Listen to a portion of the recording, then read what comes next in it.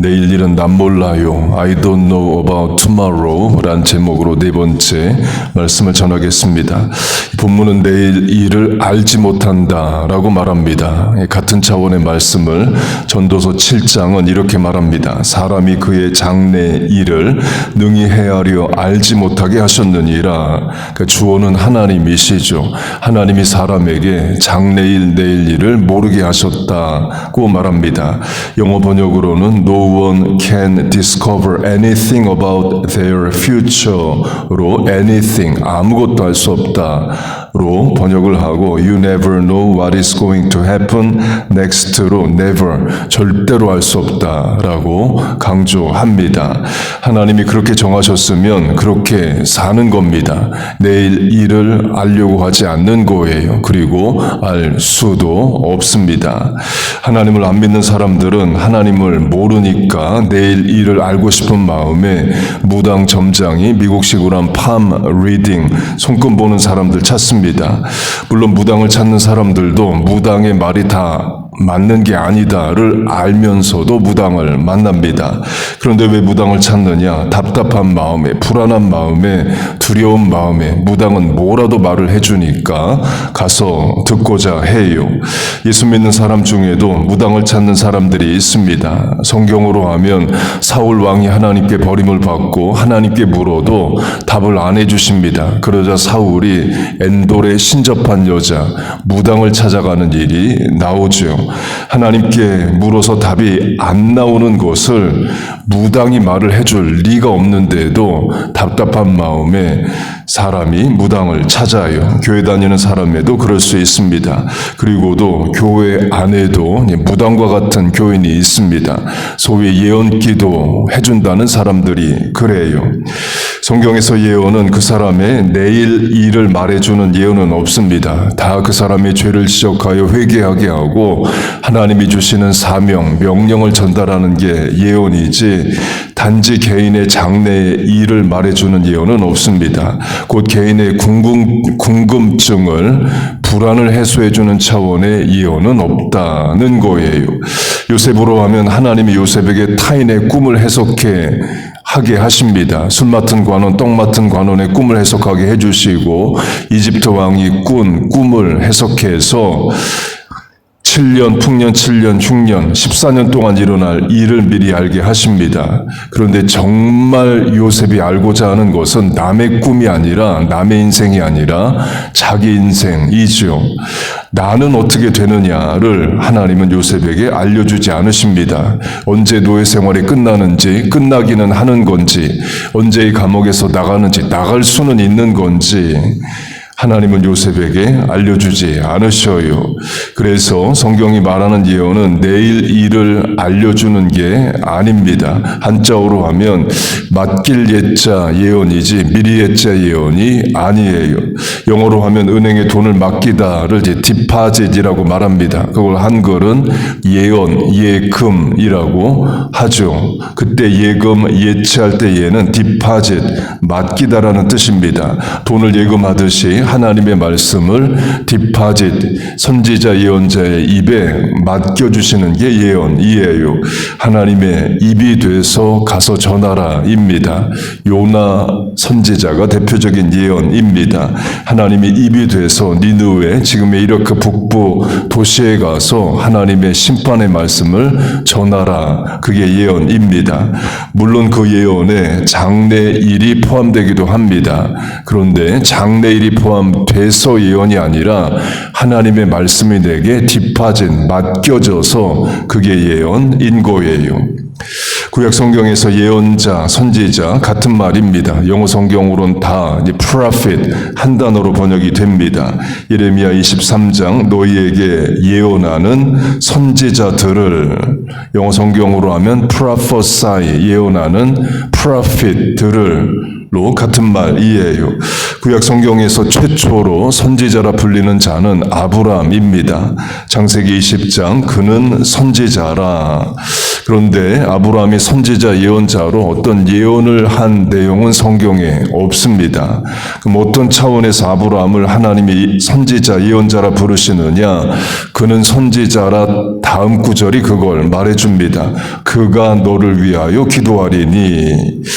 최초로 선지자, 예언자가 나오는 본문에서 선지자가 하는 일을 너를 위해 기도한다로 말을 합니다. 사무엘로 하면 사무엘도 선지자이죠. 사무엘이 유명한 말을 합니다. 너희를 위하여 기도하는 죄를 범치 않겠다. 곧 기도하는 것을 선지자의 사명으로 말합니다. 곧 아브라함과 사무엘 문맥에서의 선지자의 사명은 다른 사람을 위하여 기도하는 일, 나라를 위해 기도하는 일이에요. 이는 예수님의 내 집은 만민의 기도하는 집이라와도 연결이 됩니다.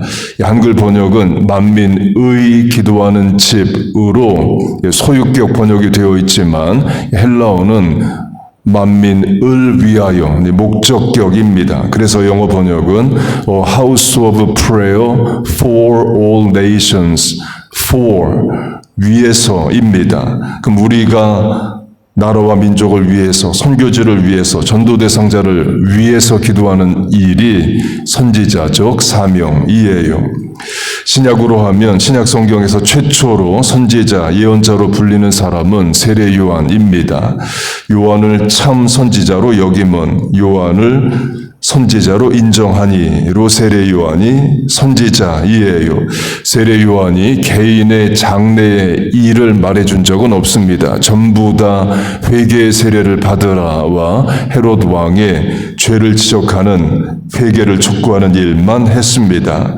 그리고 헤롯 왕의 죄를 지적할 때 그 내용은 성적 타락, 성적 범죄입니다. 헤롯이 동생의 아내를 뺏어서 살아요. 선지자가 그 죄를 지적합니다. 그래서 교회가 세상의 성적 타락에 대해서 말할 수 있습니다. 선지자적 사명이에요. 요새식으로 하면 세례 요한이 지금 미국에 온다면 동성애에 대해서 죄를 지적하겠죠. 강조점은 성경이 말하는 예언은 개인의 궁금증, 개인의 장래의 일이 아니다는 거예요. 회개를 촉구하거나 하나님의 명령, 사명을 전달하는 일입니다. 그래서 우리는 세상 무당, 점장이 당연히 안 찾는 거고 교회 안에 예언기도라는 이름으로 기도해 준다는 사람도 극히 조심해야 됩니다. 제 어머니가 30대 초반 1970년대에 예언기도를 받은 적이 있습니다. 예언의 내용은 30대 내내 고생하고 어렵고 가정 어렵고 40대부터 인생 좋아진다 였어요. 우리 교인 중에 어느 분이 어디 가서 그런 예언을 받고 와서 제게 말한다면 저는 그건 예언이 아니다라고 이야기를 하겠습니다. 본문과 전술한 전도서가 분명히 말하기 때문이에요. 내일 일을 모른다라고 하나님은 분명히 말씀하셨습니다. 그런데 어떻게 예언 기도한다는 사람이 한 인생에 10년을 미리 알겠어요. 그리고도 30대 내내 고생해야 된다. 그건 운명론이지 예언이 아닙니다. 그런데 1970년대는 그런 무식한 예언들이 많았습니다. 그리고도 30대 초반 제 어머니에게 그런 예언을 한 예언 기도자가 어머니를 기억은 할까? 내가 그런 예언을 해줬다라는 것은 그 사람이 기억은 할까? 정말 예언자라면 30대 내내 고생하게 될 내가 예언 기도해준 사람을 위해서 30대 내내 한 달에 한 번이라도 기도를 해줘야 예언자이죠. 그런데 아마 이름조차 모르고 내가 누구에게 무슨 예언을 했는지조차도 모를 수 있습니다. 그렇게 1970년대 무식한 예언들 많았습니다. 그럼 지금은 어떠냐? 지금은 세련되게 예언 기도합니다. 하나님은 당신을 사랑하십니다. 기도하라고 하십니다. 정결해야 됩니다. 이렇게 말해요. 틀린 말 하나도 없죠. 그런데 그건 성경에 나와 있는 말이고 목사님들이 매일 설교하는 말입니다.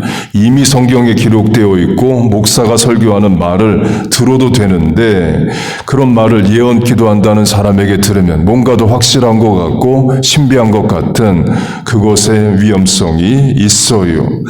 강조점은 하나님을 내일 일을 모르게 하셨으면 모르고 사는 게 신앙입니다. 알려고 하는 게 불신앙이에요. 노화 과정, 인생이 늙어가는 것도 마찬가지입니다. 전도서를 보면 인생의 창문이 흐려지며 라는 말씀이 있습니다. 노안이 오고 시력 저하되고 잘 안 보인다는 거죠. 그건 창조 질서입니다. 하나님이 인생을 그렇게 만드셨어요. 그럼 그것도 받아들이고 사는 겁니다. 아, 이제 하나님이 내 인생 부르시는구나. 천국 갈 준비하라고 하시는구나. 늙어가는 과정도 하나님이 그렇게 만드셨으면 수용하는 겁니다. 만약 하나님이 한 인생에게 내일 일어날 일을 오늘 다 알려주시면 인생이 행복할까요? 전술한 요셉으로 하면 하나님이 요셉에게 매일매일 일을 알려주신다고 해보세요. 내일 너의 동생 태어나. 그런데 너의 엄마 죽어. 그럼 그걸 알고 사는 오늘이 행복할 수 있느냐는 겁니다. 내일 너 노예로 팔려간다. 그리고 내일 너 감옥에 간다. 그걸 미리 알고 사는 요셉이 좋겠느냐는 겁니다. 꼭 내일 일이 좋기만 한 게 아니어서 그래요. 우리로 하면 내일 겪을 질병, 어려움, 사고, 실패를 미리 안다고 해서 내가 다 대비할 수 있는 것도 아니고 안다고 해서 행복한 것도 아닙니다. 그리고도 하루의 일을 하나님이 알려주신다면 인간의 욕심은 거기서 끝나지 않습니다. 한 달 뒤의 일도 알려주세요. 1년 뒤의 일도 알려주세요. 하고 싶은 게 사람이에요. 그래서 하나님이 1년에 모든 일어날 일을 다 알려주시면 사람이 그 인생의 짐과 무게를 감당할 수 있느냐는 거예요. 못 감당합니다. 하루하루 우울하고 속상하게만 살죠. 그래서 하나님이 내일 일을 모르게 하신 겁니다. 또 모르게 하셨으면 그렇게 사는 거예요. 물론 내일 일을 몰라서 불안하고 두렵죠. 그래서 기도하라 하신 겁니다. 그저께 강조한 것으로 하면 굴리라. 하나님께 우리의 염려를 굴려서 하나님께로 보내고 캐스트, 던지라. 너희 염려를 주께 맡기라. 그렇게 하는 겁니다. 기도하는 거예요. 예수님 말씀으로 하면 내일 염려, 내일 하라 이에요. 헬라어 문법으로 하면 주어가 내일입니다. 내일이 내일을 염려하게 하라. 그렇게 말까지 합니다. 그러면 그렇게 사는 겁니다. 하나님을 믿고 의지하고 주어진 오늘을 최선을 다해 충성으로 감사하며 사는 거예요. 그리고 내일은 하나님께 맡기고 또 내일이 오늘이 되면 하나님 의지하고 살아가는 겁니다. 오늘을 주관하시는 하나님은 내일은 또 내일의 오늘로 우리를 도우시고 주관하셔요. 여러분 믿습니까? 그 하나님을 믿고 오늘도 기도하고 의지하고 소망하고 찬송하고 감사하며 살아가는 우리 모두 되시기를 주의 이름으로 축복하고 축원합니다. 아멘. 기도하겠습니다. 하나님 아버지, 우리에게 오늘을 살게 하심을 감사합니다. 주어진 오늘의 사명, 사랑해야 될 사람들 사랑하고 맡겨주신 삶의 자리에서 충성하고 하나님 더 의지하고 기도하며 살게 하여 주옵소서. 또 내일을 주관하시고 내일을 만들어 가시는 하나님을 믿고 내일을 하나님께 맡기고 살게 하심을 감사합니다. 그렇게 우리를 위로하시고 소망을 허락하여 주옵소서. 하나님 새벽에 나와 기도할 수 있게 하심을 감사합니다. 기도할 수 있는 체력 건강 주시고 믿음 주시고 이 자리에 나와 간구하는 기도에 응답하여 주시옵소서. 예수님의 이름으로 기도하옵나이다. 아멘.